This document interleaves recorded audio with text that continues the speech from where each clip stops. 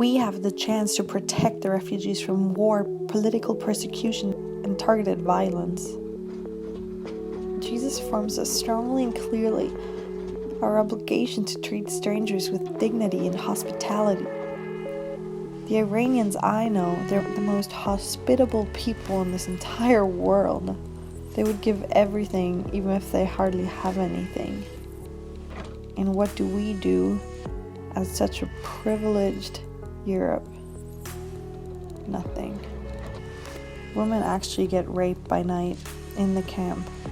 There's fights, not enough water, no hope. Stay home and wash your hands. Seriously, that's so easy to do. We have no reason to whine about this happening. For those privileged, it's an opportunity to come together as families and think about life and our privileges. But then there are those that don't have a home, that are sleeping on mats next to each other, that have to wait for hours to get just a bottle of water. And that's in Europe, that's in Greece.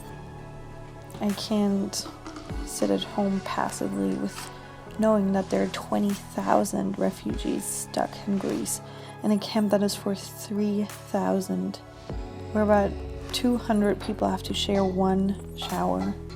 Here people panic because of something that kills way less people than hunger somewhere else. They fled for a reason, and then they come with the hope that Europe would welcome them. But then they're beaten and sprayed so that they can't enter. What should always be left, which is hope, is just taken away from them. Of course, it's a crisis right now. Of course, we have to take care of our own citizens. But really, does it make such a big difference to have a couple thousand more and save them from an incredible crisis where the coronavirus might actually reach their place too, where there is no hygiene, no chance to sit apart a couple meters? I and a lot of other people are not okay with Europe just putting this topic in a shelf. For I was hungry and you gave me food. I was thirsty and you gave me drink. I was a stranger and you welcomed me. And the King will answer them. Jesus will answer them. Truly I say to you, as you did it to one of the least of these my brothers, you did it to me. In Jesus' kingdom, there is no difference between nations and cultures and people and reasons. This is about humanity and saving traumatized children and hurting moms. If we would only get them here at least.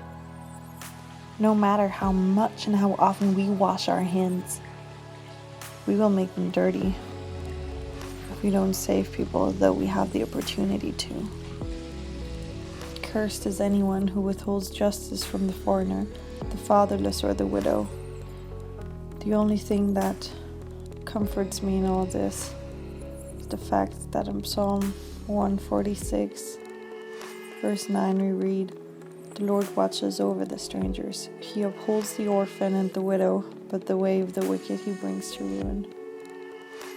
Let's stand with them and fight to get them here. My love will not grow cold. Europe must act. Save Moria.